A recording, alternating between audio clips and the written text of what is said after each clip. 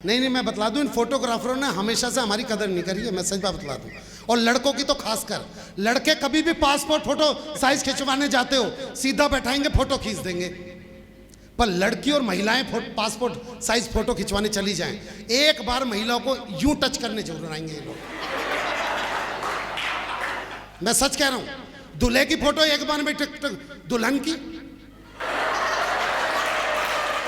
मैं बतलाऊं, लड़के भाई अलग ही लेवल के होते हैं। मैं बतलाऊं, पूरे दिन ना जो लड़के चीखते हैं, राहुल इधर आ, सुनील इधर आ, अतुल इधर आ। राजा साहब 10 बजे के, रात के 10 बजे इन चीखने वाले लड़कों की आवाजें पता है कैसी हो जाती है फोन पे? हेलो।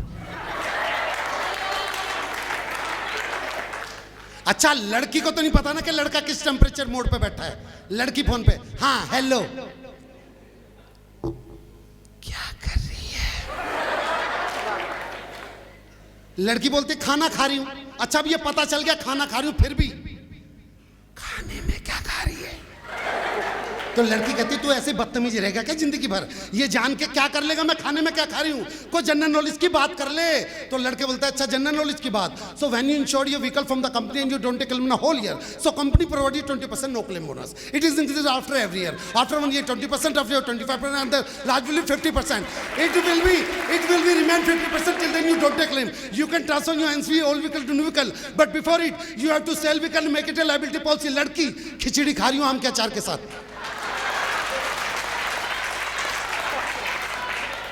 यहां पे स्थितियां बिगड़ी हुई हैं हमारी, मैं सच बात बतलाऊं। लेकिन आइए देखिए, अभी यहाँ पे कितनी सारी बातें हो रही थी, हमने सारी की सारी सुनी। मेरे को तो एक लड़की भी मिली बाहर, अरे विनोद। मैं कहा हाँ कौन? मैं कहा मैं कौन यार? मैं कहा मैं नहीं पहचान पा रहा। फिर उसने अपना इंस्टाग्राम खोला, 4-5 फिल्टर लगाए, अपनी फोटो खींची और मुझे बता रहे शिल्पा तू देख रहे हो ना कैसे कैसे फिल्टर का ही खेल है। मैं सच बात बतला दूं दोस्तों, कभी किसी से प्यार करना फेसबुक की फोटो देख के नहीं, उसका आधार कार्ड देख के।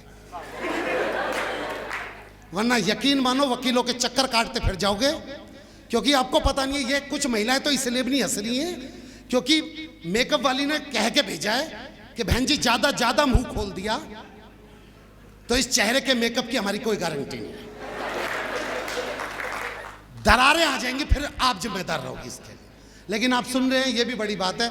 मैं अपना काव्य पाठ स्टार्ट करता हूं। देखिए, आप लोग मुझे पहली बार सुन रहे होंगे, ये पक्का दावा होगा, लेकिन मैं आपके सामने कुछ ऐसी पंक्तियां पढ़ता हूं। दावा करता हूं राजा साहब से लेके उस पीछे वाले लाल जिसने जैकेट पहनी उस वाले बच्चे तक, और ये जो मैम आगे बैठी है काला कोट पहने, इन मैडम से लेके वो जो पीछे पिंक कलर की जिस बच्ची ने वो पहन रखी है जैकेट, उस बच्ची तक, आप लोगों के मुंह से कविता की वो आखिरी पंक्तियां निकलेंगी। मैं सुनाता हूं अपने जीवन का वो, क्योंकि रसिक गुप्ता जी कहते हैं कि विनोद जीवन में कुछ ऐसा पढ़ो कि एक जगह पे तुम रुक जाओ तो बाकी की पंक्तियां सामने वाले पूरी करें। मैं ऐसी दावे की पंक्तियां पढ़ता हूं, मैं एक जगह पे रुक जाऊंगा, आगे की पंक्तियां आप सब पूरी करोगे, और अगर नहीं पूरी करी तो मैं पीछे अपनी सीट पे जाके बैठ जाऊंगा। ये दावा करता हूं आपके बीच में। सुनो,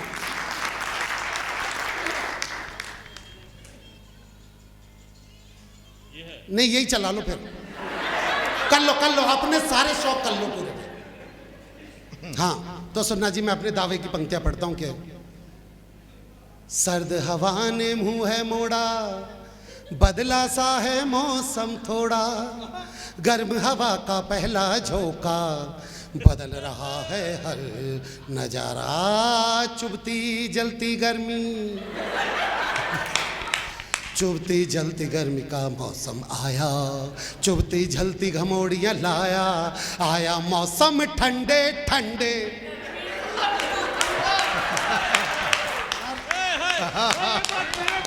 कविता में शक्ति होती है, कविता में शक्ति होती है।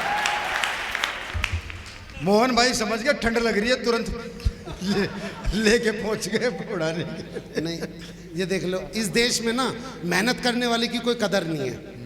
मेहनत मैं कर रहा हूँ, फोटो देख लो कहाँ पे हो रही है, आप खुद ही देख लो। यही पंक्तियां एक बार और पढ़ दो, मंजूषा क्या साल लेके आ रही है। नहीं, मैं बतला दूं, इन फोटोग्राफरों ने हमेशा से हमारी कदर नहीं करी है, मैं सच बात बतला दूं। और लड़कों की तो खासकर, लड़के कभी भी पासपोर्ट फोटो साइज खिंचवाने जाते हो सीधा बैठाएंगे, फोटो खींच देंगे। पर लड़की और महिलाएं पासपोर्ट साइज फोटो खिंचवाने चली जाएं, एक बार महिलाओं को यूं टच करने जरूर आएंगे ये लोग। मैं सच कह रहा हूं, दूल्हे की फोटो एक बार में दुल्हन की,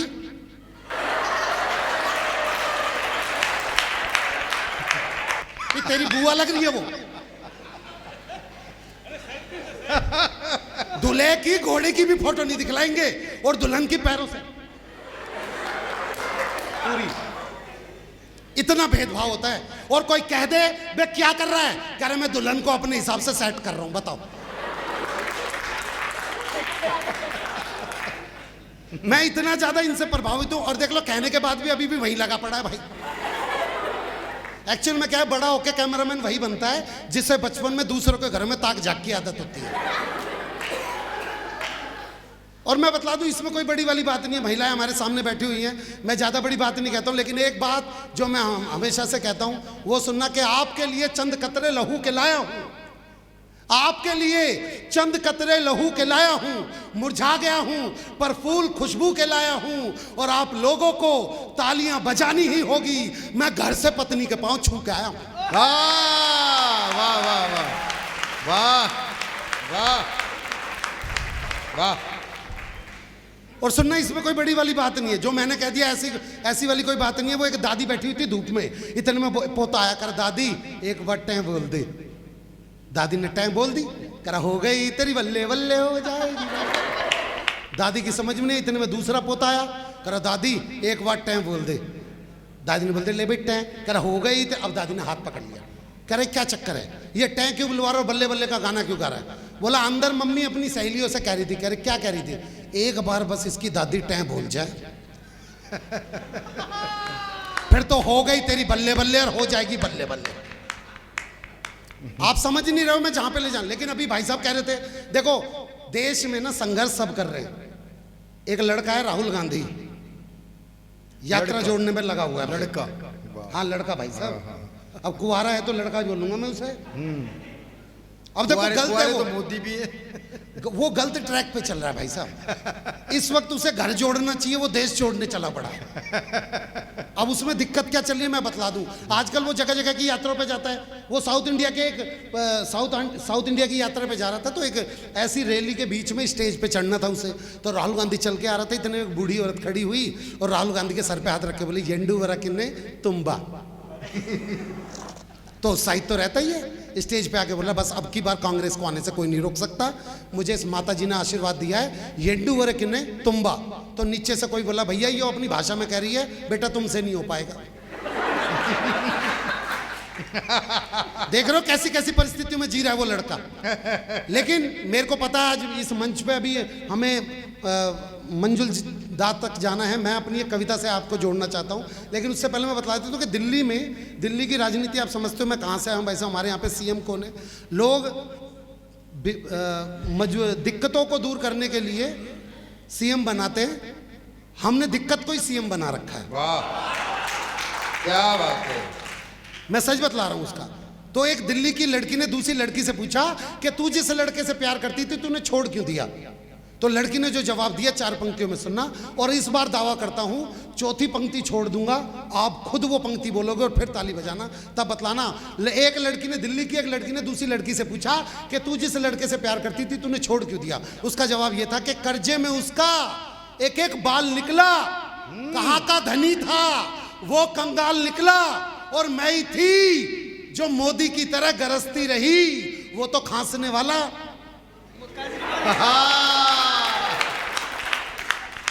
मेरी कुछ बच्चियां, बस बेटा एक बात जान लेना, इस वक्त देश में क्या चल रहा है तुम्हें सब पता है।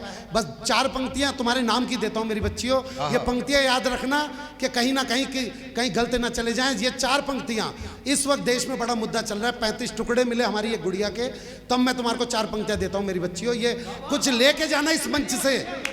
हर कवि ये चाहता है कि कुछ दे के जाए, बस ये 4 पंक्तियां लेके चली जाना है कि सुंदर सपन सलोने सज चुनना, बुरे ख्वाब को मत चुनना। कि सुंदर सपन सलोने चुनना, बुरे ख्वाब को मत चुनना, और खोदे जो पहचान तुम्हारी उस नकाब को मत चुनना। और मेरी बच्चियों, मेरी इन पंक्तियों को गांठ बांध के रख लेना, सूर्य रवि दिनकर को चुनना, आफताब को मत चुनना। सूर्य रवि दिनकर को चुनना, आफताब को मत चुनना। क्या बात है।